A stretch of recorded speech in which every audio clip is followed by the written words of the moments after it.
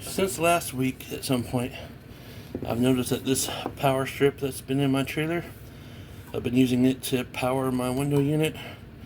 And I went out there 2 times and the power to the window unit was off. The inverter was still on and running, but I had to reset this in order to make it work. And it seems like the switch might be bad, or it might have some sort of, maybe it has some sort of safety in there or something, but it's not resetting all the way. It shouldn't really be able to move that way if it's on.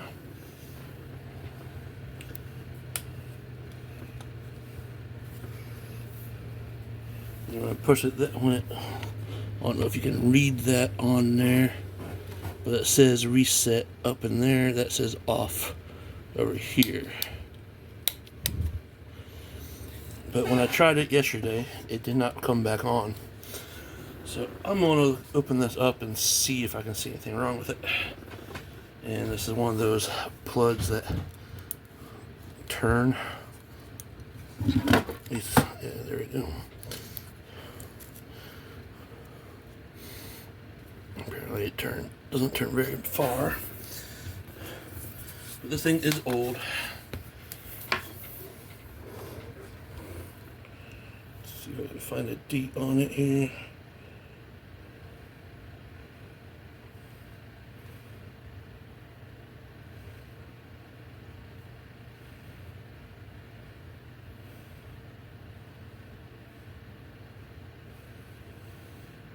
It's made in China. I do not see a date. It is rated for 1800 watts. I'm sure that's a whole entire thing. I don't know if you can read any of that in camera. And it is UL listed with this according to the sticker. It looks like there's 2 screws in this to take off, and I should be able to open it.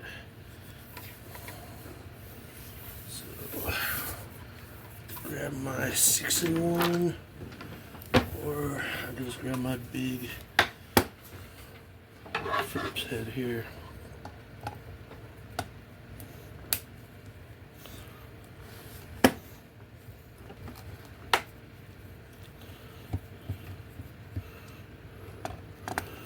I went out there today to see what the window unit is pulling. I have it set at 75 degrees.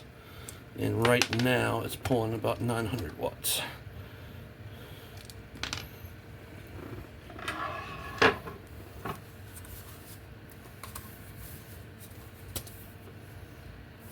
Okay.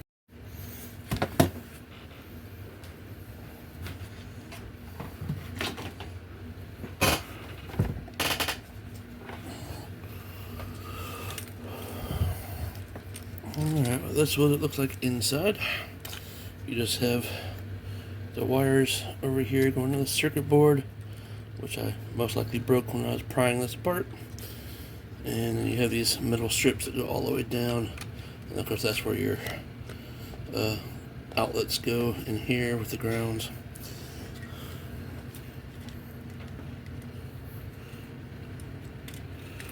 The switch just has two poles on it. It breaks the black wire.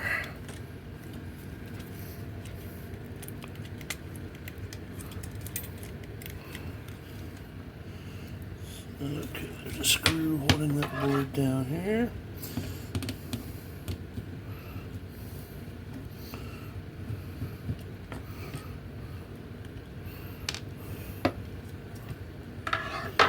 And I broke the thing in 2, prying it apart. I had to drill holes in the sides, and I used the screwdriver to go in there and pry it. That allowed me to break it apart.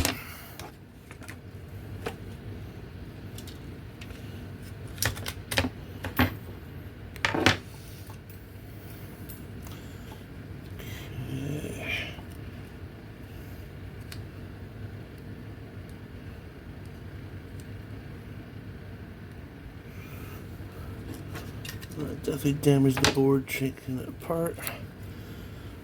I have these little covers over some things in here.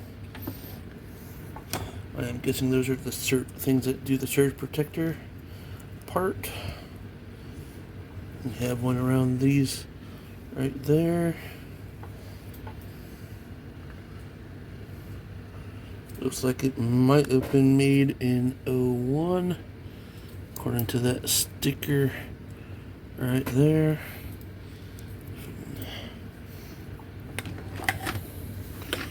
Let's see.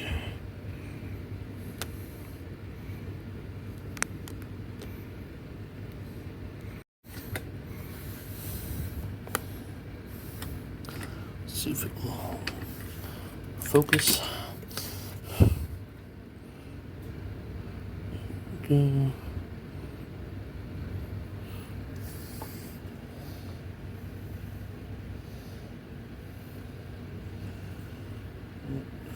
I definitely did this damage right here. That's where the board broke, and I must have pressed up against these parts.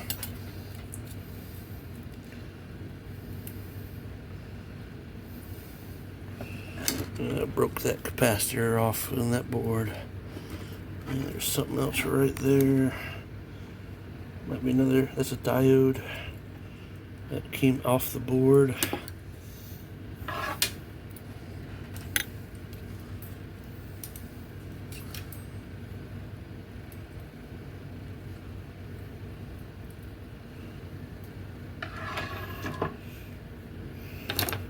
That's how this one's made. You have a bunch of shielded wire, or insulated wire, not really shielded, it's copper based on the grounds up here.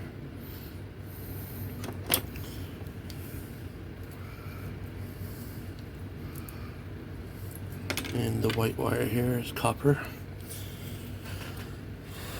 Or at least copper plated. I'm pretty sure it's just copper wire. And they are soldered in place everywhere. Definitely won't be able to use this ever again, but that's okay. I just wanted to see what it was look like inside since it's been failing. Not sure what this yellow thing is. Maybe someone watches this can tell me. I've never seen one of these before. But it says it's a temperature. So maybe it shuts as a temperature switch. 275 VAC 1010. Got 250 1010. 10/10 or 10/10. This is MKP 1K. So I'm guessing it's some sort of resistor. GMF times 2. Maybe it's a ground. Some sort of ground thing.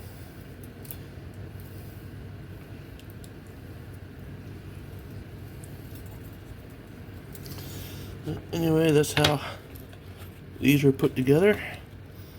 I'll save these for something. I don't know if I'll ever need them, but why not save them? And I will probably just unsolder these wires. You know, I have to test the switch to see if it's good or not, because it might be why it failed. But I'll unsolder all these wires, and I'll come back and show me testing that on video. But I'm not sure where all these are. I'm guessing there's some sort of capacitors and some sort of resistors. Don't know if you'll be able to see that or not. Let's see. Looks like 14 AW on that black wire.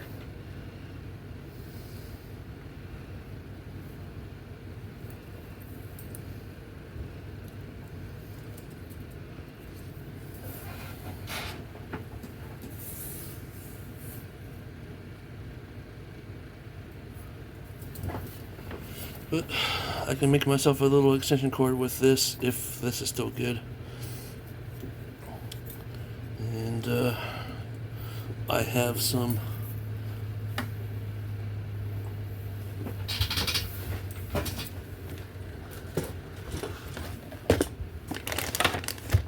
of these things. This isn't the right end for it that I need. I have the other end I have. There's a box of them in here. So I can make an extension cord out this wire. Alright. So I will unsolder all these wires. I'll probably save the circuit board, maybe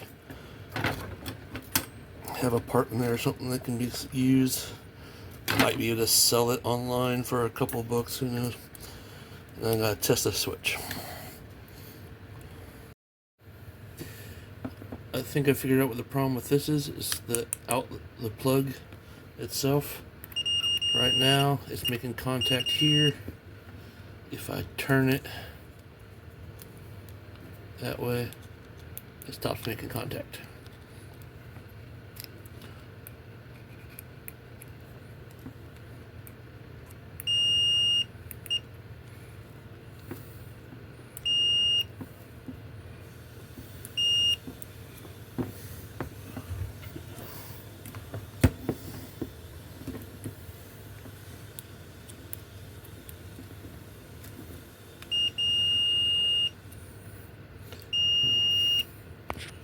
Turn that way.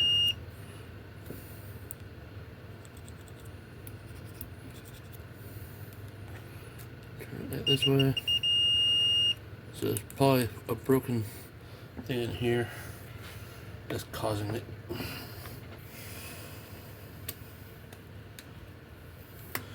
This bit fits better.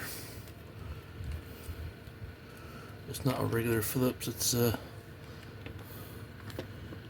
if you'll be able to see that.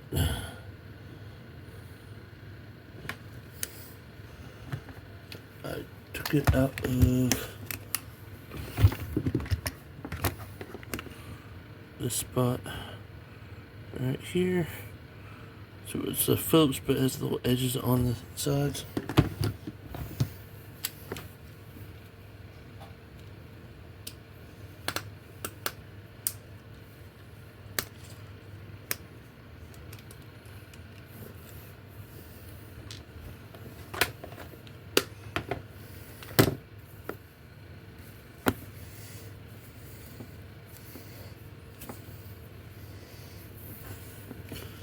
We'll have to try to pry this open.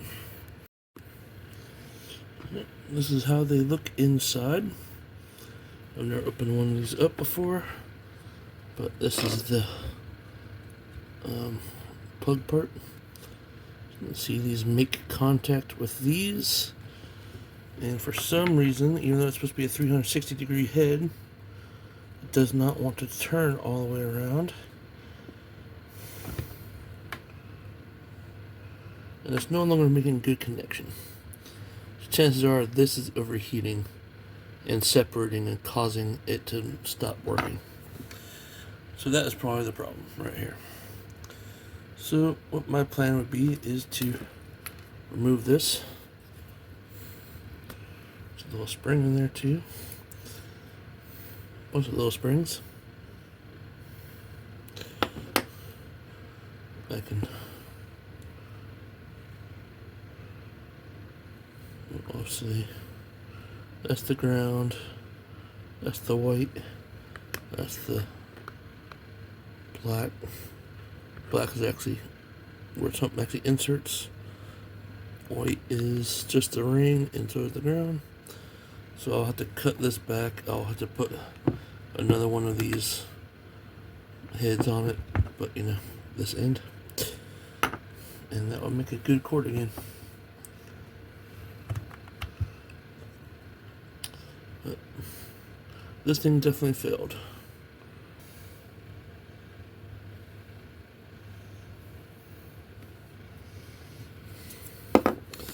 Found out why the cord went bad. Thanks for watching.